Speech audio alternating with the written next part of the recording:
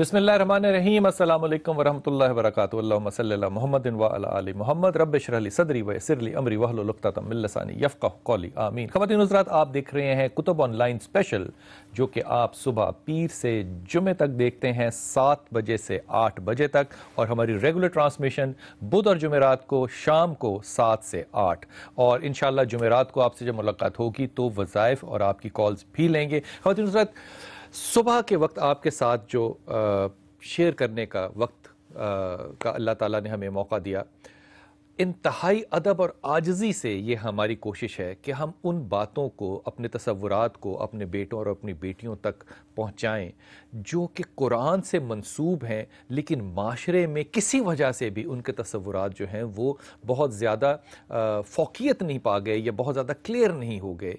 मिसाल के तौर पे अगर गौर कीजिए तो इस इस्लामी माशरे में जहाँ पे मेरी राय में, और मैं बड़े अदब से राय दे रहा हूँ, जहाँ पे मेरे मोहम्मद सल्लल्लाहु अलैहि वसल्लम ने, मुझे नहीं याद कि कोई ऐसी हदीस हो कि किसी सहाबी मर्द को उठ के मिले हों, लेकिन मेरे रसूल जो हैं वो हातिम की बेटी को भी उठ के मिले और सैयदा फ़ातिमा को क्या कहते हैं कि मेरे माँ बाप तुम पे कुर्बान, कमली अपनी बचाते हैं। ख़वातीन हज़रात, कि क्यों इतनी ज़्यादा हमारे अंदर कन्फ्यूजन पैदा हो गई? मेरी राय तो ये है कि अगर बिल्कीस आपा ना हो तो ईदी जो है वो भी तनहा है। मेरी राय तो ये है कि अगर बेनज़ीर ना होती तो पाकिस्तान की तारीख़ और तरह से लिखी जाती। मेरी राय तो ये है कि अगर फ़ातिमा जिन्ना ना होती तो कायदे आज़म जो है इनका और रोल होता। मेरी राय तो ये भी है कि अगर अली करमल्लाह की ज़िंदगी में फ़ातिमा ना होती तो मुझे यकीन है कि करबला भी ना होता। अगर रसूल पाक सल्लल्लाहु अलैहि वसल्लम की ज़िंदगी में हज़रत खदीजा ना होती, तारीख़ इस्लाम बिल्कुल और तरह से रकम होती। फिर क्यों ये वही उम्मत मोहम्मद आज भी अपनी ज़ात को तलाश कर रही है, कौन छोटा है, कौन बड़ा है, किसका हक़ है, किसका फ़र्ज़ है? ख़वातीन हज़रात, आज मेरे साथ मेहमान हैं, इंतहाई अदब से इनका तारुफ़ करवाता हूँ। आप मेरे साथ पहली दफ़ा आ जाएंगे, ख़ानम सकीना मेहदवी। अस्सलाम वालेकुम ख़ानम। और मेरे साथ हैं प्रोफेसर अब्दुर्रहमान साहब। हज़रत बहुत ममनून, अस्सलाम वालेकुम रहमतुल्लाह। और मेरे उस्ताद मोहतरम और मेरे रूहानी बाप के बेटे राग़िब नईमी, अस्सलाम वालेकुम रहमतुल्लाहि व बरकातहू। हज़रत, आप मेरे रूहानी भाई भी हैं और मेरे उस्ताद के बेटे भी हैं, और आपसे बात करते हुए जिस तरह आपके वालिद से मेरी बेतकल्लुफ़ी थी ना, आपसे मेरे अदब का रिश्ता है, क्योंकि आप उनकी जगह तो हैं लेकिन आप उनकी निशानी और उनकी याद जो है वो मुझे बहुत ज़्यादा दिलाते हैं। हज़रत, आपसे इब्तदा करूँगा राग़िब, कि क्या वजह है कि ये कन्फ्यूजन है, इसकी तरफ बाद में तो ये फरमाइए कि जब दीन नाफिज होता है ज़माने पे, कुरान नाफिज हो गया, कुरान मुकम्मल पहुँच गया, सुन्नत हम तक आ गई, हमारे पास जाविया क्या है, पैमाना क्या है, वो फुट रूलर कौन सा है, वो थर्मामीटर कौन सा है जिस पे कि हम मैयर करते हैं और ये कहते हैं कि इस्लाम जो है किसी भी शख्स फ़र्द का मकाम जब तय करना चाहे तो ये वो चीज़ है जिसकी बुनियाद पे इस्लाम तय करेगा कि ये छोटा है, ये बड़ा है या ये बराबर है। वो क्या चीज़ है? बिस्मिल्लाहिर्रहमानिर्रहीम। आपके इस सवाल की कई जिहात हैं और इसके जवाब भी कई अंदाज से हम दे सकते हैं। बुनियादी तौर पे इंसान की शख्सियत के जहात को तयन करने के लिए कुरान और सुन्नत हमारे सामने है। बेशक है। जहात से मुराद उसका मकाम, ठीक, या उसका स्फीयर ऑफ लाइफ, कि वो ज़िंदगी के किस मैदान में काम करेगा, ठीक। फिर उसके साथ साथ हर इंसान की, खा वो बच्चा है या वो मर्द है या वो औरत है, उसकी जो अपनी कैपेबिलिटीज़ हैं, जो उसकी अपनी शख्सियत के मुख्तलिफ़ पहलू हैं, वो क्या काम कर सकते हैं, तो वो जिस काम के लिए तैयार होते हैं, इस्लाम उसी ज़िम्मेदारी को उसके ऊपर आयद करता है। क्या बात है, यानी कि उसका जो अपना पोटेंशियल है, इस्लाम भी वही चाह रहा है कि तुम इसी पोटेंशियल को बाहर निकालो और लेकर बिल्कुल उसी को बाहर निकाले। जैसे ला युकल्लिफुल्लाहु नफ्सन इल्ला वुसअहा, इंसान जिस चीज़ को बर्दाश्त कर सकता है उसको उसी चीज़ से मुकल्लफ किया जाता है। क्या बात है। अब हम एक अगर सुनियार को या गोल्ड स्मिथ को ये कहें कि वो ब्लैक स्मिथ का काम करे तो वो कर ही नहीं सकता, और ब्लैक स्मिथ को ये कहें कि वो सुनार का काम करे, वो भी नहीं काम करे और हल्की हल्की ज़रब लगाए तो वो ज़रब लगा ही नहीं तो सकता। खुदा भी उससे ये नहीं चाहता, उससे नहीं चाहता है। ऐसे ही मर्द, औरत और बच्चे, इनकी चूँकि सलाहियतें मुख्तलिफ हैं, इनके मजाज में इख्तलाफ है, तो इस्लाम ने भी उनके मजाज के ऐन मुताबिक इनके ऊपर फ़राइज़ आयद किए हैं। मर्द तवाना है, ताकतवर है, جس طرح ابھی ہم بات کر رہے تھے کہ وہ باہر نکل کے گرمی برداشت کر سکتا ہے اور وہ طاقت کے کام کر سکتا ہے، تو اسلام نے اس کو اوپر طاقت کے کام ہی سونپے ہیں کہ اس نے کما کے لے کے آنا ہے. اور جو کمائی ہے، کمانا جو ہے، یہ بہت مشکل کام ہے. جب کوئی بندہ میدان عمل میں نکلتا ہے، یہ مڈل کلاس کے لیے مشکل کام ہے، نہیں، ایک کلاس کے لیے مشکل کام نہیں بھی ہے. نہیں، ایسی بات نہیں ہے. یہ کمانا ہے ہی مشکل کام، آسان کام نہیں ہے. یہ اس کے مزاج کے عین مطابق ہے. آپ مرد کو کہو کہ وہ برتن دھونے پہ لگا دیں آپ اسے، تو وہ فیل کرے گا کہ میں وہ کام کر رہا ہوں جو میرے لیے لائق نہیں ہے، میرے مزاج کے مطابق نہیں ہے. ایسے ہی خاتون ہے، وہ اس میں رافیت زیادہ ہوتی ہے، اس میں انبساط کے پہلو زیادہ ہوتے ہیں، اس لیے اس کے اوپر وہ ذمہ داری عائد کی گئی جس میں وہ خوشی محسوس کرتی ہے. اب بچے ہیں، بچے جب تک بالغ نہیں ہوتے ان کے اوپر کسی بھی قسم کا کوئی امر لاگو نہیں ہوتا، بوجھ لاگو نہیں کیا جاتا. اس کا مطلب یہ ہے کہ اسلام نے ہر نفس کی وسعت کے مطابق اس کے اوپر ذمہ داریوں کا تعین کیا ہے. اچھا، کتنا خوبصورت جملہ کہا ہے کہ ہر نفس کی وسعت کے مطابق اسلام نے اس پہ بوجھ ڈالا. بڑی خوبصورت بات کر دی حضرت. لیکن اس کے باوجود پروفیسر صاحب، ہمارے ہاں بہت بڑی کنفیوژن ہے اس بات کی کہ مرد بڑا ہے یا عورت بڑی ہے، مرد افضل ہے، عورت افضل ہے. اور ہم اس بات کی جو اس بحث کو جب ابتدا کرتے ہیں تو اس کی ابتدا ہم کرتے ہیں کہ کیونکہ حضرت حوا کو آدم کی پسلی سے پیدا کیا گیا. کیا ایسا کیا گیا؟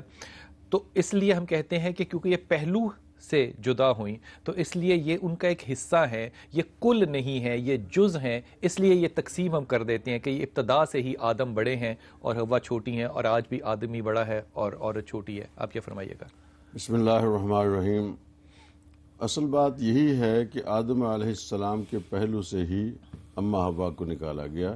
اس بارے میں آپ نے فرمایا کہ جس طرح پسلی سے نہیں، پسلی کا ذکر آتا ہے حدیث میں کہ ایک چیز ٹیڑھی ہے، اس کو آپ سیدھا کرنے کی کوشش کریں گے وہ ٹوٹ جائے گی. سر میں نے تفسیر امام ابن کثیر میں پڑھا ہے کہ لفظ ٹیڑھے کو استعمال نہ کریں. وہ کیا خوبصورت بات فرماتے ہیں، ہدیہ کر رہا ہوں. کہتے ہیں اسے خم کہیں، خمدار. درخت میں اگر خم نہ ہو تو وہ خوبصورت نہیں لگتا. درخت ٹیڑھا نہیں ہوتا، خمدار ہوتا ہے. اب یہ انداز فکر بڑا مختلف ہے نا. آپ فرمائیے. الفاظ کا ہی ہے نا معاملہ. سر الفاظ سے تصور بدل جاتا ہے پورا.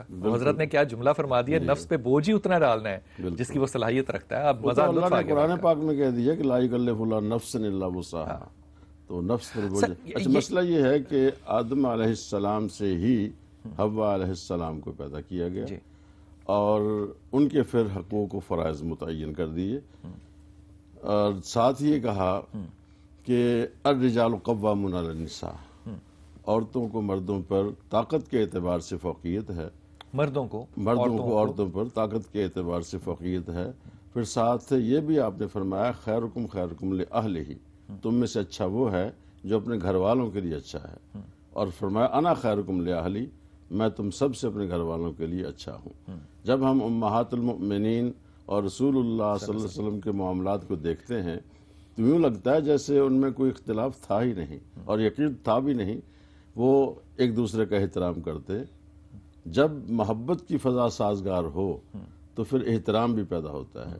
جب کوئی فوقیت کی طرف اپنے آپ کو لے جا کہ میں بڑا ہوں تو پھر بات نہیں بنتی. یہ طاقت کی وجہ سے جو فوقیت دی گئی، یہ کیا ہے، اس کا کیا مطلب ہے؟ اس سے ہم کیا سمجھیں کہ یہ فوقیت جو ہے یہ یونیورسل کر دی گئی، ہمیشہ کے لیے ہر چیز میں کر دی گئی، یا یہ کوئی اشارہ ہے مرد کے لیے کہ تو طاقتور ہے اس لیے تو زیادہ فرض لے؟ جی، یہ اس طرف اشارہ بھی ہے اور اسے برداشت کرنے کی طرف بھی توجہ دلائی گئی ہے کہ اگر تمہاری زوجہ محترمہ کوئی تمہارے مزاج کے خلاف بات کرتی ہے، تم عقل کے اعتبار سے، طاقت کے اعتبار سے بہتر ہو تو اس کو برداشت کرو. جس سے رسول اللہ صلی اللہ علیہ وسلم ایک دفعہ عید کا خطبہ ارشاد فرمانے کے بعد عورتوں کے پاس آئے اور اگر کہا کہ صدقہ کیا کرو، اور صدقے کا سبب یہ بتایا کہ تم عقل کے اعتبار سے اور دین کے اعتبار سے ناقص ہو مرد سے. تو انہوں نے کہا جی ہماری عقل کا اور ہمارے دین کا نقص کیا ہے؟ تو آپ نے فرمایا کہ عقل کا نقص تو یہ ہے کہ ایک مرد کے مقابلے میں 2 عورتوں کی گواہی قبول کی جاتی ہے. سر اس پہ بھی میں بات کروں گا. میں بدل کرنے کے لیے حضور کے ارشاد ہیں، میں نے الفاظ آپ کے کوٹ کیے ہیں کہ دوسری دین کا نقص یہ ہے کہ وہ ایام جن میں اسے نماز کی اللہ نے اجازت دی ہے نا پڑھنے کی، وہ ثواب میں تو کمی نہیں ہوتی، اس کا جو ریگولر چلتا رہتا ہے، لیکن عمل میں تو کمی آ حضور جاتی ہے. دنیا میں دیکھنے میں یہ آیا ہے کہ جس کو NRO ملے وہ زیادہ بڑا ہوتا ہے. اگر مرد کو چھٹی نہیں ملی اور عورت کو چھٹی مل گئی ہے تو عورت اس پہ افضل کیوں نہیں ہو گئی, عورت اس پہ ناقص کیوں ہو گئی؟ میری سمجھ میں بات نہیں آئی, لیکن میں آپ پہ آتا ہوں. خانم آپ سے میں بات کرنا چاہ رہا ہوں گا کہ ہم اس بات پہ ذرا کلیئر لائن کے ساتھ بات کریں کہ قرآن کیا کہہ رہا ہے اس معاملے میں, حدیث کیا کہہ رہی ہے, روایت حدیث کیا کہہ رہی ہے, اس کے بعد علماء کرام کا نظریہ, اور پھر ہمارے معاشرے میں کیا تشکیل پا رہی ہے. اس کو ہم جدا جدا کر کے اگر دیکھیں تو آپ کیا فرمائیے گا؟ جی بسم اللہ الرحمن الرحیم. سب سے پہلے آپ کا بہت شکریہ ادا کرتی ہوں, آپ نے موقع دیا میں اس پروگرام میں. ہم آپ کے شکر گزار ہیں خانم, آپ سلامت رہیے. اور یہاں خواتین کے حقوق کی بات ہو رہی ہے. آپ نے قبلہ صاحب کو دعوت دی, بہت عمدہ گفتگو کی انہوں نے. اگر آپ قرآن کے لحاظ سے, سیرت کے لحاظ سے, معاشرے کے لحاظ سے دیکھنا چاہتے ہیں, قرآن میں پروردگار عالم ارشاد فرماتا ہے من عمل صالحا منکم من ذکر او انثی فلنحینہ حیاتا طیبہ. تم میں سے ذکرن او انثی, مرد یا عورت, جو بھی بہترین عمل انجام دے, عمل صالحا, بہترین عمل انجام دے, وہی بہتر. پروردگار عالم فرماتا ہے وہ میرے ہاں بہترین ہے. اور ایک جملہ شامل کر دوں, خدا تعالیٰ سورہ بقرہ میں کہتے ہیں کہ تم میں سے ہر علم والے پر علم والا ہے. اور یہاں پہ ابن ماجہ کی ذرا حدیث دیکھیے تو اللہ کے رسول نے علم مرد اور عورت دونوں پہ برابر فرض کیا. پھر بھی ہم تقسیم کیوں کر رہے ہیں؟ میں کالر لے لوں پھر آپ کے پاس آتا ہوں. جی السلام علیکم ورحمۃ اللہ. وعلیکم السلام. جناب علی, کون صاحب اور کہاں سے؟ میں اوکاڑا سے محمود اختر بات کر رہا ہوں. جی محمود صاحب خیریت. جناب علی فرمائیے. وہ آپ کے سوال کے مطابق یہ میرا بھی ایک سوال ہے. جی جی. کہ عورت اور مرد میں فرق یا اہمیت, ہاں یہی ہے. جی جی. افضل کون؟ جی. جبکہ عورت کو ایک مقام پہ آدھا حصہ دیا گیا, ہاں, اور مرد کو افضل قرار دیا گیا. جبکہ عورت ہی مرد کو جنم دیتی ہے, یہاں تک کہ پیغمبر بھی عورت نے ہی جنم دیے. کیا بات ہے. پھر بھی عورت کو آدھا حصہ کیوں دیا گیا, یا کہ اس کو کم کیوں سمجھا گیا؟ حالانکہ دین میں اس کی بار بار وضاحت کی گئی ہے کہ عورت جو ہے یہ افضل ہے اور اس کو ایک مقام دیا گیا ہے خاص, لیکن آدھا حصہ کیوں ہو گیا؟ یا جیسے کہ پروفیسر صاحب کہہ رہے تھے آدھی گواہی. بالکل ٹھیک, بہت شکریہ آپ کا. حضرت آپ سے ابتدا کرتا ہوں, یہ جو آدھے والا مسئلہ ہو گیا جبکہ پیغمبروں کو پیدا کرنے والی بھی عورتیں, یہ کیا معاملہ, کیوں؟ دیکھیے, جہاں تک مالی معاملات کا معاملہ ہے, یہ جو آدھا حصہ ہے یہ وراثت کے حوالے سے ہے. میں نے پہلے بھی عرض کیا کہ وسعت جس کی جتنی ہے اسے اتنی ہی بار دیا جاتا ہے, اس کے اوپر اتنا ہی کشائشیں کھلتے ہیں. مرد کے ذمہ یہ ہے کہ اس نے اپنے تمام اہل و عیال کی مالی ذمہ داریوں کو پورا کرنا ہے, نان و نفقے کو پورا کرنا ہے. عورت پہ ذمہ داری نہیں ہے.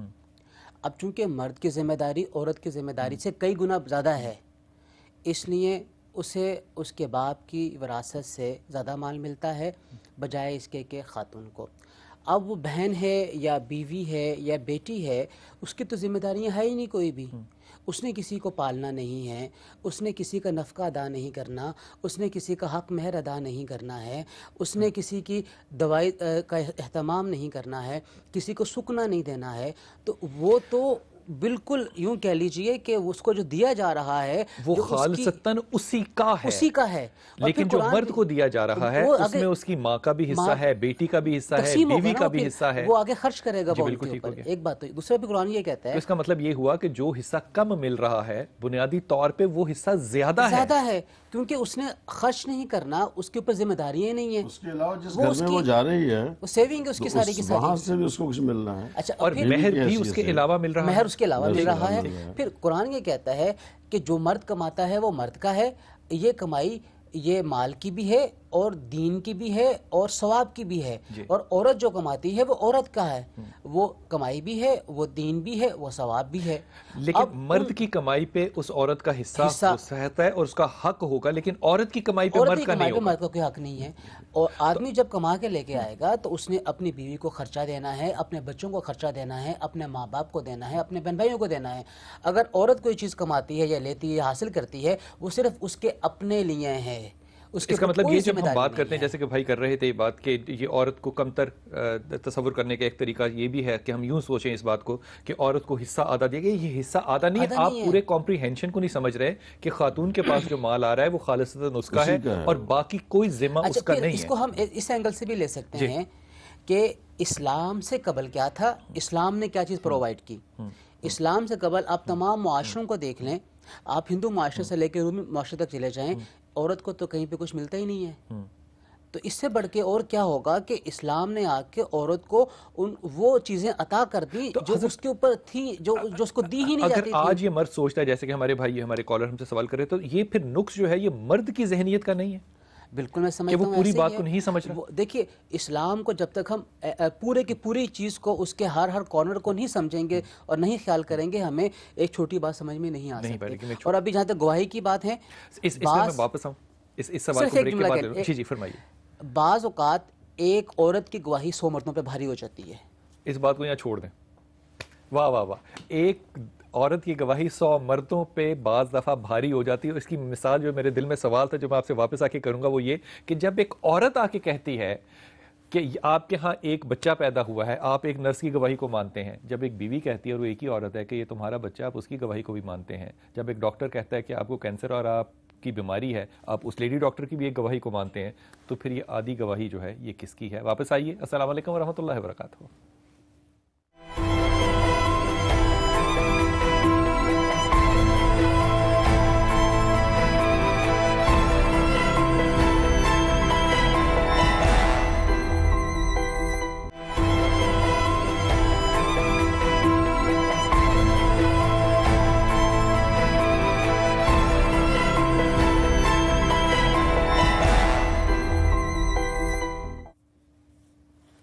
بسم اللہ الرحمن الرحیم۔ خواتین سر بریک پہ جانے سے پہلے راغب نعیمی نے بڑا خوبصورت جملہ کہہ دیا کہ کچھ ایسی مقام ہوتے ہیں جہاں پہ کہ ایک عورت کی گواہی 100 مردوں کی گواہی پہ بھاری ہے۔ حضرت آپ ہی کی طرف آ رہا ہوں کیونکہ اس پہ نا بڑے ہی زیادہ اختلافات جو ہے نا وہ آ جانے ہیں۔ اس کو ذرا کھول دیجئے بات کو کہ کب اور کیسے۔ دیکھیے بہت واضح ہے، ایک ماں اپنے بچے کے بارے میں یقین رکھتی ہے کہ وہ کس کا بچہ ہے، اور اس اکیلے ہی کی گواہی کے اوپر اس بچے کے نسب کا فیصلہ ہوتا ہے۔ ڈاکٹر یہ بتاتا ہے یا بتاتی ہے کہ یہ بچہ یا بچی وہ کس کی ہے، ٹھیک، اور جو دائیہ ہے وہ اس بات کو انشور کرتی ہے کہ یہ بچہ یا بچی کس کی ہے، اور وہ خبر لے کر آتی ہے اور گواہی دیتی ہے اور اس کو مانا جاتا ہے، اس کو تسلیم کیا جاتا ہے۔ ٹھیک۔ اعلیٰ حد القیاس وہ تمام کے تمام معاملات جن کا تعلق خاصتاً عورت کے ساتھ ہیں، وہاں پہ عورت کی گواہی کو ہی تسلیم کیا جاتا ہے، وہاں پہ مرد کی گواہی نہیں تو ہوتی یہ ہے۔ آدھی گواہی والا جو اتنا بڑا ہوا ہے اس کی حقیقت قرآن میں کیا ہے؟ دیکھیے قرآن بڑے واضح الفاظ میں یہ ارشاد فرماتا ہے، اللہ تبارک و تعالیٰ کا حکم ہے کہ وہ معاملات جن میں لکھت پڑھت ہے، وہ معاملات جو مال سے تعلق رکھتے ہیں یا جن سے حقوق کا تعین ہوتا ہے، ان میں عورت گواہی دے گی، ایک ہی عورت گواہی دے گی، لیکن دوسری ساتھ اس لیے ہوگی کہ اگر وہ بھول جائے تو وہ اس کو یاد دلائے۔ قرآن کے الفاظ بھی ایسے ہیں، یہ الفاظ ہیں۔ احداہما الاخری۔ تو اس کو آدھے میں ہم نے کیوں تقسیم کر دیا پروفیسر صاحب کہ یہ آدھی ہے؟ پھر یہ کیوں؟ جیسے سائل نے وہ بھی اس سوال طرح کیا کر دیا کہ ایک مرد کی گواہی کافی ہوتی ہے، اس کی تذکیر کے لیے کسی دوسرے مرد کی ضرورت نہیں ہے۔ تو گواہی تو ایک ہی مرد دے رہا ہے نا، دوسرا تو ساتھ ہی کھڑا ہے نا۔ اس کی ضرورت نہیں ہے کہ وہ آ کر اس کو بتائے کہ تم یہاں سے بھول گئے ہو۔ اور عورتوں کے متعلق اس لیے کہا اللہ تعالیٰ نے کہ لِتُذَكِّرَ احداہما الاخری، اگر ایک بھول جائے گواہی دیتے کوئی چیز بات، دوسری اس کو یاد کروا دے، اس لیے موقع پر دو عورتیں۔ اچھا خانم، یہاں پہ آپ کی دونوں کے حضرات کی اجازت ہے، یہاں پہ جو اللہ کے پاس جو سب سے زیادہ بڑی چیز ہے نا، جو کہ اللہ کسی کو لالچ کے طور پہ ادمن استعمال کر رہا ہوں یہ لفظ دے سکتا ہے، یا جس کے حصول کے لیے میں زندگی میں گناہ سے توبہ کروں گا یا بچ کر، وہ صرف جنت ہے۔ اور کتنی عجیب بات ہے کہ مرد کو اللہ نے جنت نہیں دی، ماں بننے پہ عورت کو جنت دی، جبکہ گواہی آدھی کا یہ تسلسل ٹھیک ہے بالکل۔ یہ فرما دیجئے کہ جب ماں کے قدموں تلے جنت ہے تو کیا آپ کو ایسا نہیں لگتا کہ عورت اپنے اس مقام کو آج معاشرے میں نہ اسلامی نظریات سے، نہ قرآن فہمی کے نظریات سے، نہ معاشرتی نظریات سے اپنے مقام کی شاید خود ہی تلاش میں ہے؟ مرد کا تو اس میں اتنا بڑا شاید رول بھی نہ ہو۔ جی بلال صاحب، یہ جو دو سوال آپ نے کیے اس میں مجھے لگتا ہے تھوڑی سی تشنگی باقی رہ گئی۔ فرمائیے، حکم کیجیے۔ بات خواتین کے حقوق کے تھے کہ انہیں آدھا حصہ کیوں ملتا ہے، واضح بات ہے خاتون پہ کفالت واجب نہیں ہے ٹھیک ہے، خاتون کا کفیل یا اس کا باپ ہوتا ہے یا اس کا شوہر ہوتا بیٹا ہے یا بیٹا، اولویت باپ اور شوہر کو ہے۔ جب کفیل کوئی اور ہے، جو کفیل ہے اس کو پورا ملنا چاہیے، ٹھیک ہے، کفالت ہم پہ واجب نہیں ہے۔ دوسری بات، دو خاتون گواہ ہو، اس میں کیا اس میں خاتون کی کسر شان ہو رہی ہے؟ نہیں، خاتون وجود میں، اس کے وجود میں عاطفہ ہے، محبت ہے، مہر ہے، کہیں وہ محبت اس کے فیصلے میں غالب نہ آ جائے۔ کیا خوبصورت بات کی ہے حضرت، ذرا غور فرمائیے، کہیں محبت اس کے فیصلے پہ غالب نہ واہ آئے، واہ واہ اس واہ کی واہ عقل پہ واہ غالب واہ نہ واہ واہ آئے، اس لیے دو خواتین کی گواہی ضروری ہے۔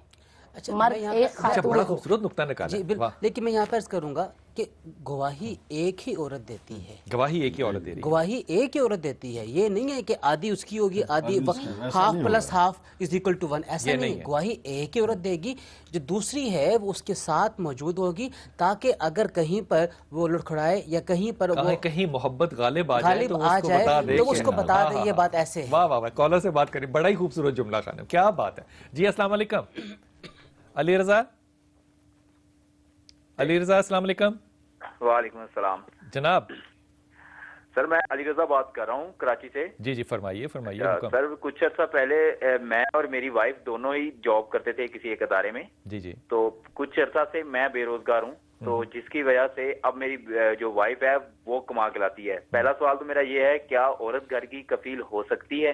اچھا، دوسرا یہ ہے کہ جب سے میری وائف کما کے لا رہی ہے تو اس سے پہلے گھر میں ساری میری ہی چلتی تھی، سارے بچے اور سب میری ہی بات مانتے تھے، لیکن اب وہ گھر کی جو مالکن ہے وہ بن چکی ہے میری وائف، اور مجھے میرے بچے بھی اہمیت نہیں دیتے، وہ بچوں کو بھی یہی سکھا رہی ہے کہ ماں کے قدموں تلے جنت ہے، جبکہ آپ یہ بتائیں کہ ماں کے اگر قدموں تلے جنت ہے تو راستہ جنت کا باپ ہے، تو کیا ان حالات میں عورت گھر کی حکمران ہو سکتی ہے؟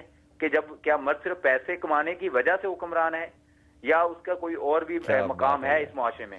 بھائی یہ آپ اگر کرکٹر ہوتے تو آپ انضمام ہی ہوتے، کیا خوبصورت آپ نے اننگ کھیلی حضرت، یہ سوال آپ کی طرف، کیا بات کی ہے واہ۔ دیکھیے قرآن نے نا، بھائی نے ویسے بڑی بات کی ہے، اور بڑی تفصیل سے، بڑی ہمارے معاشرے میں ہم یہ ایسا ہی دیکھ رہے ہیں، ہے۔ ایسا ہی ہے۔ دیکھیے قرآن نے بھی یہ کہا کہ وہ جو الرجال قوامون علی النساء، اور مردوں کو قوام بنایا گیا ہے، اس کی بیس کیا، اس کی وجہ کیا ہے؟ اس کی وجہ یہ ہے کہ وہ اپنا مال ان پہ خرچ کرتے ہیں، مال خرچ کرنے کی وجہ سے اور ان کی حفاظت کرنے کی وجہ سے وہ ان کے قوام ہیں۔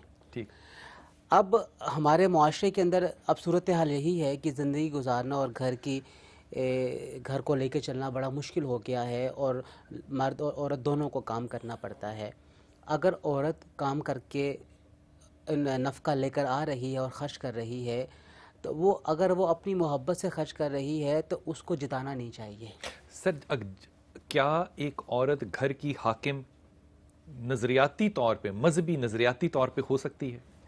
دیکھیے حاکم سے مراد اگر یہ ہے کہ وہ خرچ کر رہی ہے اور جو خرچ کرے گا فیصلہ بھی اسی کا ہی ہوگا۔ دیکھیے فیصلہ جو ہے وہ گھر کے اندر وہ آدمی اور عورت نے مل کر کرنا ہے، وہ یہ بات نہیں ہے کہ جی جو پیسے لے کے آئے گا وہی فیصلہ بھی کرے گا۔ آپ دیکھیے کہ بالغ ہونے کے بعد ہر آدمی کو اسلام یہ کہتا ہے کہ وہ اپنا فیصلہ خود کرنے کا اختیار رکھتا ہے۔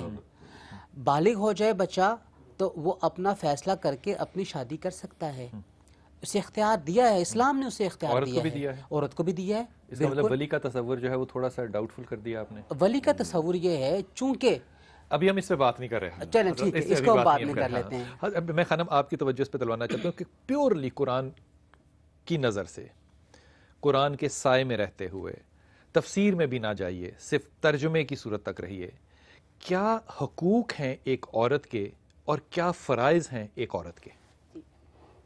جو ایک خاتون کے فرائض ہیں ایز اے بیوی، پروردگار عالم نے نکاح کی صورت میں مرد اور عورت کے درمیان ایک معاہدہ، ایک ایگریمنٹ، ایک قرارداد پاس کروا دی، اور کچھ قوانین اللہ نے بنائے کہ مرد اور خواتین پہ کچھ چیزیں فرض ہیں۔ وہ کیا ہیں؟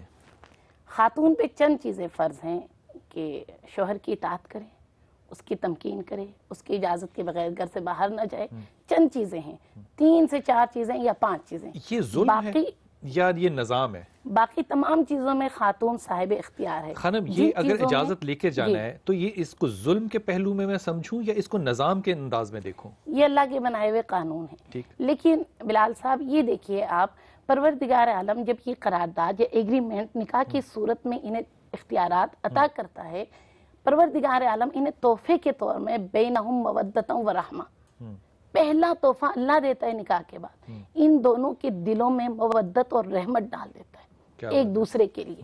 پروردگار عالم نے ایک کے اندر ایثار کا جذبہ، ایک کے اندر قربانی کا جذبہ. خاتون قربانی دیتی ہے، مرد ایثار کرتا ہے، اور یہ ایثار اور قربانی گاڑی کے دو پہیوں کی مانند ہے، جو دونوں مل کے چلے تو گاڑی چلے گی. تو اگر یہ پہیے ایک دوسری طرف آ جائے اور ایک دوسری طرف چلے جائے، جیسے کہ یہ عورت جو ہے یہ کمانے لگ گئی اور مرد جو ہے وہ گھر پہ بیٹھا ہوا ہے، تو پھر عورت کو حاکم ہونے کا کیا حق مل جائے گا؟ اس بائی سے سوال یہ کرنا ہے، جب تک آپ کما رہے تھے، جب تک آپ گھر کا نان و نفقہ دے رہے تھے، کیا آپ حکم ہی چلاتے تھے کہ آج ذرا پلٹا ہے کایا تو وہی چیز آپ کی وائف کر رہی ہیں؟ مجھے لگتا ہے کہ ہمیں اپنے حقوق کا اندازہ ہی نہیں ہے. اگر مرد کما کے لاتا ہے، اس کا مطلب یہ نہیں کہ وہی فیصلہ کرے گا. فیصلہ مشاورت کے ساتھ ہوتا ہے، فیصلہ باہمی تفاہم کے ساتھ ہوتا ہے. جب تک یہ چیزیں نہ ہونا، عورت کے اندر بھی گلٹ رہتی کہ ہمیشہ اس کی کیوں مانی جائے، اور مرد کے اندر بھی گلٹ رہتی کہ یہی جو آپ نے بات فرمائی نا خانم کہ مشاورت سے ہوگا. آپ مجھے اس پہ کریکٹ کیجئے، مجھے نہیں یاد کہ رسول پاک صلی اللہ علیہ وسلم نے حضرت خدیجہ سے مشورہ نہ کیا ہو، حضرت ام سلمہ سے مشورہ نہ کیا ہو، حضرت عائشہ رضی اللہ سے مشورہ نہ کیا ہو. جب یہ سنتیں اس طرح سے ہیں تو جب ہم جیسے سائل نے بھی سوال کیا تو ہم نے تقسیم کیوں کر دیا کہ مرد حاکم ہے کیونکہ وہ کما کر لا رہا ہے، اور اگر عورت کما رہی ہے تو میں تو اپنے بھائی کو کہنا چاہتا تھا کہ حضرت خدیجہ رضی اللہ کا اگر مال اسلام میں استعمال نہ ہوتا تو آج تاریخ اور طرح سے لکھی جاتی. یہ تقسیم دینی ہے یا ہماری معاشرتی؟ اس کا بنیادی سبب یہ ہے کہ دین سے دوری. جب دین کے مسائل سے آگہی ہوگی تو کوئی انسان اپنے حقوق سے تجاوز نہیں کرے گا. سب سے بڑی بات یہی ہے کہ ہم دین کو صرف نماز روزے کا نام دے کر اسی پہ اکتفا کرتے ہیں، حالانکہ دین مکمل رہنمائی کرتا ہے. اس رہنمائی سے ہم فائدہ نہیں اٹھاتے جس کے نتیجے میں اس قسم کے حالات پیدا ہوتے ہیں. شاہد ہیں پروفیسر ہمارے ساتھ، لیکن میں ان سے بات کرنے سے پہلے آپ کی بات کو بڑا کرتے ہوئے ہدیتاً یہ بات آپ سے سوال کے طور پہ لاؤں گا. پچھلے 10,000 سال دیکھ لیجئے، اللہ تعالیٰ نے کسی پیغمبر کی امت کو بھی اس لیے تباہ نہیں کیا کہ اس نے عبادت اور طرح سے کی یا نہ کی، یا سٹائل اس کا یونیفارم کا غلط یا صحیح تھا. لیکن اگر وہ امت ناانصافی کرتی تھی، اللہ نے تباہ کی. وہ غیبت کرتی تھی، اللہ نے تباہ کی. وہ کم تولتی تھی، اللہ نے تباہ کی. ہمارا زور جو حقوق اللہ اور حقوق العباد میں تقسیم میں آ گیا، اور ہم اللہ کے حقوق کی طرف تو جا رہے ہیں، ہم لوگوں کے حقوق کی طرف نہیں جا رہے. شاید یہ کنفیوژن شاید مرد اور عورت میں اسی لیے تو نہیں ہے. پہلے کالر لے لوں حضرت، یہ سوال آپ کو چھوڑ کے جا رہا ہوں. جی السلام علیکم شاہد. وعلیکم السلام. جی بلال صاحب کیسے ہیں آپ؟ ٹھیک ہے اللہ کا شکر الحمدللہ. حکم فرمائیے، کہاں سے بات کر رہے ہیں شاہد آپ؟ سر میں شاہد بات کروں. سر میرا سوال یہ ہے کہ جیسا کہ آپ کا ٹاپک ہے عورت یا مرد، افضل کون؟ میرا تو خیال ہے ہمارے معاشرے میں افضل عورت ہے، کیونکہ اسی عورت کے ساتھ کچھ بھی ہو جاتا ہے ساری این جی اوز آ جاتی ہیں، سی ایم نوٹس لے لیتا ہے، پی ایم نوٹس لے لیتا ہے. یہاں ڈیلی ہزاروں کی تعداد میں مردوں پہ جو ظلم ہوتے ہیں کوئی نوٹس نہیں لیتا. اور دوسری بات اس کے ساتھ سر یہ ہے، میری کوئی بھی کسی دفتر میں چلا جائے، اب جتنی جابز آ رہی ہیں عورتوں کے لیے آ رہی ہیں، تو پھر افضل عورت ہی ہوئی نا ہمارے معاشرے میں. کیا یار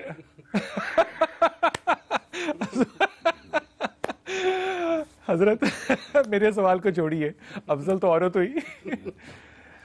عورت کو چونکہ ڈپریس کیا گیا، دبا کے رکھا گیا، اور معاشرے میں ایک رجحان یہ ہے کہ عورت دبی ہوئی ہے، تو وہ اس دبی ہوئی عورت کے ساتھ جب ظلم ہوتا ہے تو ہر کوئی اس کی مدد کو آ پہنچتا ہے. اور مرد کے بارے میں خیال ہے کہ وہ چونکہ ظلم کرتا ہے اس لیے اس کی مرد. حضرت ادب سے، آپ ایک عمر کے حصے میں ہیں، آپ ہمارے والد اور ہمارے استادوں کی جگہ پر ہیں. حضرت عورت دبی ہوئی ہے، یہ ساری این جی اوز عورت کی طرف آتی ہیں. یہی وہ عورت ہے نا جو اپنی بیٹی کو اور اپنے بیٹے کو پانی میں ڈبو کے اور گلے کو دبا کے مارتی ہے. یہی وہ عورت ہے نا جو کہ 25 کلومیٹر کا رکشے پہ سفر کر کے بچوں کو جا کے دریا میں پھینکتی ہے.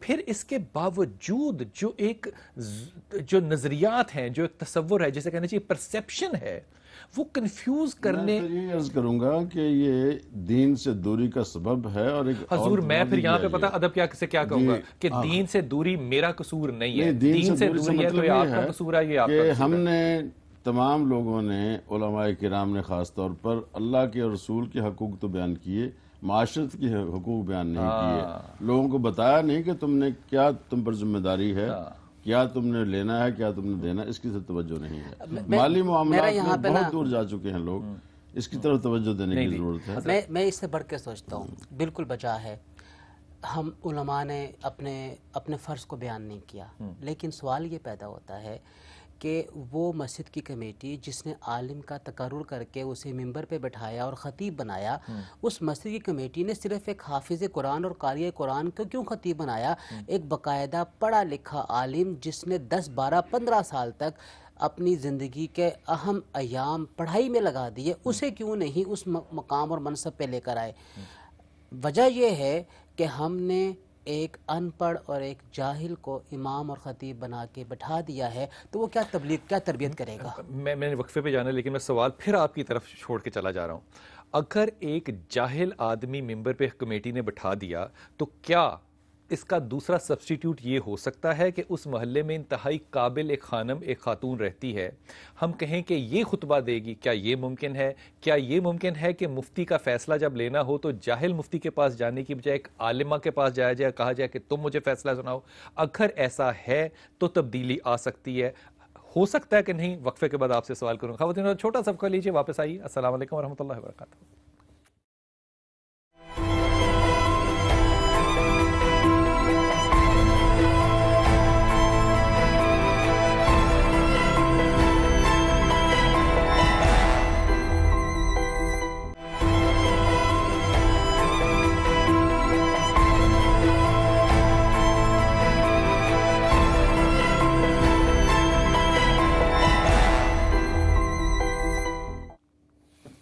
بسم اللہ الرحمن الرحیم۔ خواتین و حضرات، یہ بات جو ہے یہ ہمارے جو محترم بزرگ آتے ہیں، جو علماء آتے ہیں، اور میں ادب سے بات کہہ رہا ہوں کہ میں ذاتی طور پہ، میں بڑی ذمہ داری سے بات کہہ رہا ہوں کہ میں ذاتی طور پہ اگر سمجھتا ہوں کہ میں کچھ لوگوں سے بحث کر سکتا ہوں، لڑ سکتا ہوں، اور میرا حق ہے کہ میں ان سے بحث کروں اور وہ لڑوں، تو وہ میرے ملک کے علماء کرام ہیں۔ اور میرے خیال میں یہ وہی لوگ ہیں جن سے یہ باتیں کر کر کے ہم کسی جگہ پہ اپنے خیالات کو صاف کرنے تک پہنچے، اگر پہنچے نہیں تو کم از کم پہنچنے کی امید رکھتے ہیں۔ یقین کیجئے کہ میں ابھی بھی بریک میں اپنے علماء کرام سے کہہ رہا تھا کہ آپ لوگوں نے اپنی اتنی اچھی ڈیفنس نہیں دی جتنا آپ لوگوں کا اس معاشرے میں مثبت رول ہے۔ حضرت میں سوال چھوڑ کے گیا تھا اور یہ سوال آپ ہی کے پاس دوبارہ لے کر آ رہا ہوں۔ اگر ایک قابل عورت محلے میں موجود ہے تو کیا پھر اس کو مسجد میں آپ خطابت کا، میں امامت نہیں کہہ رہا، خطابت کا موقع نہیں دیں گے؟ کیا اس سے نہیں پوچھیں گے جا کے کہ طلاق ہوئی یا نہیں ہوئی؟ اس سے مفتی کا فتویٰ کیوں نہیں لیں گے؟ عورت دے سکتی ہے، مفتی کا فتویٰ دے سکتی ہے، فتویٰ دے سکتی ہے، وہ عورت لوگوں کی رہنمائی کر سکتی ہے۔ ہمارے سامنے صحابیات موجود ہیں۔ عورت مفتی ہو سکتی ہے، عورت مفتی بن سکتی ہے، فتویٰ دے سکتی ہے۔ فتویٰ دینا اصل میں ہے کیا؟ ہم دیکھیں فتویٰ دینا کیا ہے؟ قرآن اور حدیث کو سامنے رکھتے ہوئے، سنت کو سامنے رکھتے ہوئے، ایک مسئلے کے اوپر جو اس کے ذہن میں علم ہے، جو اس کو اللہ نے علم ودیت کیا ہے، لیکن وہ مردوں کی امامت نہیں کر سکتی، وہ مردوں کی امامت نہیں کر سکتے، کیونکہ اللہ تبارک و تعالیٰ نے کے ساتھ تو امامت کر سکتی ہے نا۔ عورت کی امامت کے اوپر اختلاف ہے، لیکن کچھ علماء کے ہاں وہ کر سکتی ہے، کچھ کے ہاں وہ نہیں کر سکتی۔ یہ فرمائیے، اکثریت کہتے ہیں کہ نہیں کر سکتی، یہ فرمائیے، اب یہ ہم نے کر دیا نا، ایک جدا حصہ کر دیا۔ یہ فرمائیے کہ اگر وہ خطبہ دینا چاہے، میں امامت کو چھوڑ رہا ہوں یہاں پہ، تو اس پہ اعتراض ہوگا؟ اصل میں عورت کا معنی ہے پردہ، خطبہ دینے کے پردے میں لیے، خطبہ پردے میں خطبہ، جیسے آج کل ہمارے ٹی وی پر عورتیں ٹی وی کو تو چھوڑ دیں نا، آپ مسجد میں ممبر کے سامنے عصا پکڑ کے کیا عورت پورے حجاب نہیں دے سکتی، اس لیے کہ یہ عورت کے فرائض میں شامل نہیں ہے۔ اس کے اسلام نے عورت کے فرائض میں یہ بات شامل نہیں کی کہ وہ ممبر پر خطبہ دے۔ اس کے جو فرائض ہیں اس کی طرف اس کو توجہ دینی چاہیے۔ عورتوں کو دے سکتی ہے، عورتوں کو دے سکتی ہے، عورتوں کو دے سکتی ہے۔ اچھا خانم، آپ کی توجہ اس طرف کہ خاص طور پہ، اور یہ میں بڑے ہی عاجزی سے آپ کے ساتھ پوچھ رہا ہوں، میں ان لوگوں سے اختلاف کرتے ہوئے نا، میں ڈیولز ایڈوکیٹ بنتا ہوں کہ یہ کہہ رہے ہیں کہ یہ تو مردوں کی بات کر رہے ہیں کہ اس کے فرائض میں نہیں ہے، تو کیا مردوں کے فرض میں ہے کہ وہ خطبہ دیں؟ میرے جیسے آدمی جو ہے وہ خطبہ کہاں سے دے گا؟ لیکن میں دو طرح سے اس بات کو دیکھتا ہوں۔ ایک، ہماری ماں سیدہ عائشہ جو ہیں، ان کی عمر چھوٹی ہے، حضرت علی کی عمر زیادہ ہے، حضرت عبداللہ بن مسعود کی عمر زیادہ ہے، حضرت عبداللہ بن عمر کی عمر زیادہ ہے. یہ تمام لوگ، اور تقریباً روایتوں میں 7,500 صحابیوں کی لسٹ ہے جو کہ آپ کے پاس جاتے تھے اور سیکھتے تھے. اگر ہماری ماں سیدہ اس چھوٹی عمر میں یہ کر سکتی ہیں تو مجھے بہت بڑا اختلاف ہے کہ ہماری آج کی عورتیں اس سنت عائشہ پہ کیوں نہیں ہیں. میرا آپ سے سوال یہ ہے کہ پوری تاریخ اسلام دیکھ لیں، آج کوئی آپ کو اعلیٰ تفسیر جو ہے وہ ایک خاتون کی لکھی ہوئی کیوں نہیں ملتی؟ پھر ہم اگر ایسا ہے تو یہ تذلیل کسی مرد نے تو نہیں دی، یہ علم نہ حاصل کرنے کا کسی مرد نے مشورہ تو نہیں دیا. کوئی خاتون آج تک تفسیر قرآن میں فہم میں کیوں اتنی زیادہ آگے نہیں آ سکی؟ جی جناب، سوال آپ کا بہت اچھا ہے، لیکن قبلہ صاحب نے فرمایا کہ خاتون فتویٰ دے سکتی ہے. ہماری شرع کے مطابق خاتون مجتہدہ بن سکتی ہے. مجتہدہ سے مراد ہے مجتہدہ جو فتویٰ دے سکے، جو مفتی ہوں. بن سکتی ہے، مجتہدہ بن سکتی ہیں، مفتی بن سکتی ہیں، لیکن ان کے فتوے پہ کوئی عمل نہیں کر سکتا. ان کا فتویٰ ان کے لیے کافی ہے. یہ کیا بات ہے؟ شریعت میں دیکھیے، قرآن اور شریعت سے جو استنباط ہوتا ہے، اس کا مطلب ہر عورت جو ہے وہ اپنے آپ کو فتویٰ دے اور اپنا دین الگ لے کے جائے؟ نہیں، فتویٰ دے نہیں، وہ مجتہدہ بن سکتی ہے، مفتی بن سکتی ہے. ہاں وہ بن جائے، لیکن اور کسی کے اوپر اس کا وہ فتویٰ لگتا ہی نہیں ہے. اس کا مطلب 50 عورتیں اگر میرے محلے میں ہیں اور وہ مفتی ہیں اور وہ اپنے پہ فتویٰ دیں گی تو ان کے تمام کے 50 دین الگ ہو گئے، لیکن کوئی ان کے اوپر عمل نہیں کر رہا. نہیں، فتویٰ مفتی مرد کا ہونا ضروری ہے ہماری شریعت کے مطابق. مجتہد جامع الشرائط ایک مرد ہوگا جس کے فتوے پہ لوگ عمل کریں گے. ہاں مجھے مجتہد کے فتوے کا پتہ ہے. کوئی مجھ سے پوچھتا ہے کہ باجی اس مسئلے میں کیا ہے، میں مرد مجتہد کے فتویٰ اس تک پہنچا سکتی ہوں. اگر کوئی مجھ سے آ کے مجھ سے فتویٰ مانگے، یہ ممکن نہیں ہے. میں مفتی نہیں بن سکتی. یہ فیصلہ کیسے ہوا؟ شریعت نے دی ہے. کیسے؟ روایت دیجیے. مرد کے لیے مجتہد بننے کے لیے، مفتی بننے کے لیے مرد کا ہونا ضروری ہے. نہیں، وہ آپ کا جملہ میرے تک پہنچ گیا. شریعت نے یہ حکم کیسے دیا؟ کہاں سے پہنچا؟ راوی کیا ہے اس کا؟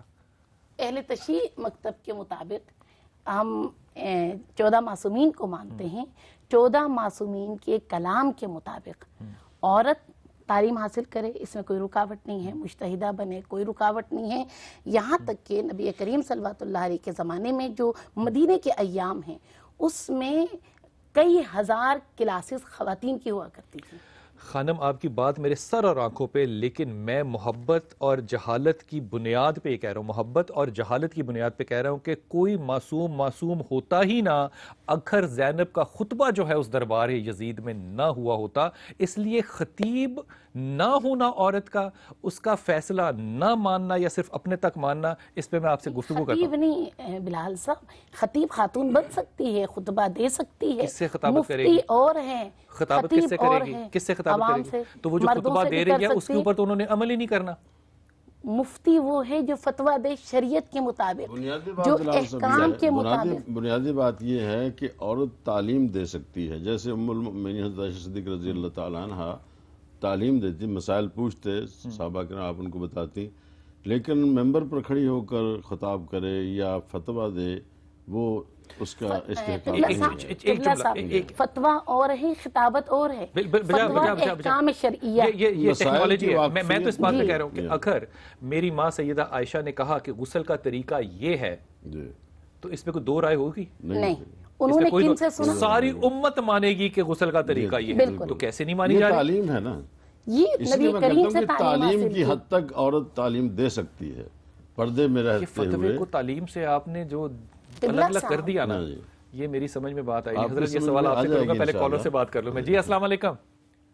وعلیکم السلام. I'm Areesh from Lahore. میں عریش بات کر رہی ہوں. جی میرا بیٹا عریش، فرمائیے. میرا کوشچن آپ سے یہ ہے کہ اگر مرد کو اللہ پاک نے برتری دی ہے عورت پر ہر لحاظ سے، تو پھر وہ عورت کی حقوق ادا کر کے اپنی برتری کو ثابت کیوں نہیں کرتا ہے؟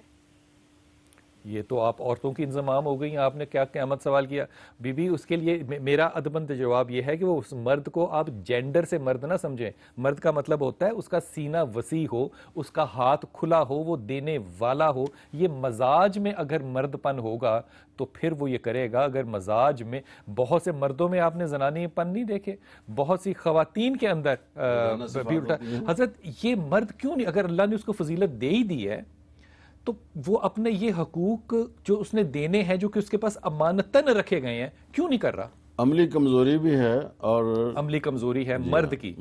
حضرت اس کو بتایا ہی نہیں گیا ہے, اس کو سکھایا ہی نہیں گیا ہے. یہ سکھانا کس نے؟ نہ معاشرے نے بتایا اسے, نہ اس کے گھر میں اس کے والدین نے بتایا. سب سے پہلے اس کے والدین آتے ہیں نا, اس کے بعد جب وہ 6 7 8 برس کا ہوتا ہے پھر وہ مسجد میں آتا ہے.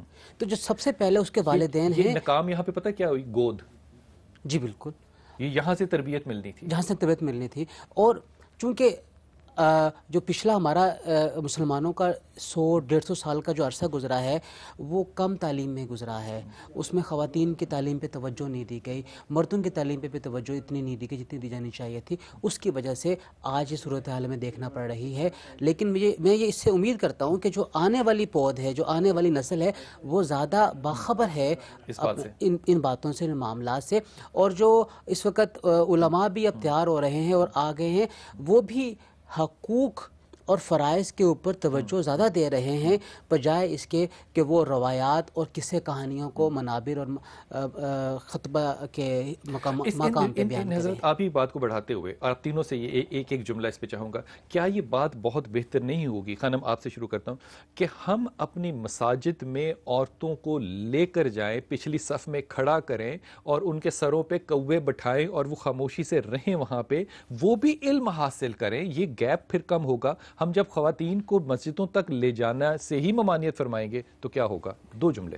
جی قبلہ صاحب, دیکھیے نبی کریم صلوات اللہ علیہ کے زمانے میں درمیان میں پردہ لگتا تھا, آگے مرد بیٹھتے تھے, پیچھے خواتین بیٹھتی تھیں, نماز جماعت میں برابر شریک تھیں, دینی تعلیمات میں برابر شریک تھیں, تفسیر قرآن میں برابر شریک تھیں. اللہ کے رسول نے دن رکھا ہوا تھا جس میں کہ خواتین کو صرف مناتے تھے. خواتین کی الگ کلاس بھی ہوا کرتی تھی, خواتین مردوں کے ساتھ بیٹھ کر بھی کلاس لیتی تھیں تفسیر قرآن. یہی وجہ ہے اس زمانے میں یہ مشکلات جنم ہی نہیں لیتے تھے. حضرت ایک جملہ آپ کا, مساجد کو استعمال نہیں کرنا چاہیے. رسول اللہ صلی اللہ علیہ وسلم نے ارشاد فرمایا کہ اللہ کی بندیوں کو مسجدوں میں آنے سے مت روکو, ان کو آنا چاہیے تاکہ وہ بھی تعلیم حاصل کر سکیں. ہم نے ان کو مسجد میں داخلہ بند کر دیا, اور آپ کی مسجد میں نے یہ دیکھا. حضرت آپ فرما دیے ایک جملہ بات. جی, اگر ہم ماضی میں دیکھتے ہیں, حضرت عمر فاروق رضی اللہ تعالی عنہ نے اس وقت زمانے میں ہونے والی تبدیلیوں کی وجہ سے ایک وقت میں خواتین کو آنے سے روکا. اگر ہم اپنے معاشرے کی ان تبدیلیوں پہ قابو پا لیتے ہیں, جو ایک عورت کو مسجد میں آنے کی وجہ سے پرابلم اور مسائل ہوتے ہیں, اگر وہ ختم ہو جاتے ہیں تو ان کے لیے کوئی حرج نہیں ہے, اور ہم ان کے لیے مخصوص جگہ مقرر کر سکتے ہیں. وہ وہاں پہ آ کے خطبہ بھی سنیں اور وہاں پہ آ کے اپنے مسائل کی ڈسکشن بھی کریں, اور انٹلیکچوئل پروسیس شروع ہو جائے. آپ نے بڑی اچھی بات کی کہ اگر خانہ کعبہ میں ایسا ہو سکتا ہے تو پھر باقی اور کیوں نہیں ہو سکتا. خانہ کعبہ کی اپنی اہمیت بھی ہے, خانہ کعبہ کا حرم ہونے کا تقدس بھی ہے, جس کی وجہ سے. دیکھیے جناب, ایک منٹ دیکھیے بلال صاحب, دین مسجد تک محدود نہ ہو. یہ پاکستان اسلامی جمہوری پاکستان ہے. ہمارے سلیبس میں حقوق, میاں بیوی کے حقوق, خواتین کے حقوق پہ بات کیوں نہیں ہوتی؟ یونیورسٹی میں کیوں نہیں یہ بات ہوتی؟ اسکول کالجز میں کیوں نہیں ہوتے؟ گیل نے ایک چیپٹر لیا ہوا نا, اس لیے نہیں اس پہ ہو سکتی. بہت شکریہ, بہت ممنون آپ کا. خواتین حضرات, ایک سوال کسی نے پوچھا کہ دیکھیے عورت کی تو تذلیل اس لیے ہے کیونکہ عورت کو اللہ تعالیٰ نے ہی نبوت نہیں دی, لیکن ساتھ ایک بڑی خوبصورت بہن ہماری, سیرت میں بھی بڑی خوبصورت اور ماشاء اللہ تعالیٰ عقل اور علم میں بھی بڑی خوبصورت, انہوں نے کہا پھر فرعون اور اللہ کا دعویٰ کرنے والی بھی آج تک کوئی عورت نہیں آئی, وہ بھی مردوں نے ہی کام لیا. اس لیے جب جملہ کہیے تو یہ یاد رکھیے کہ ہم جن عورتوں کی وجہ سے اس دنیا میں آئے ہیں وہ ہماری تربیت کی ضامن بھی ہیں, اور انہی کے قدموں میں اللہ تعالیٰ نے جنت بھی رکھی. انشاءاللہ ملاقات ہوتی ہے. السلام علیکم ورحمۃ اللہ وبرکاتہ.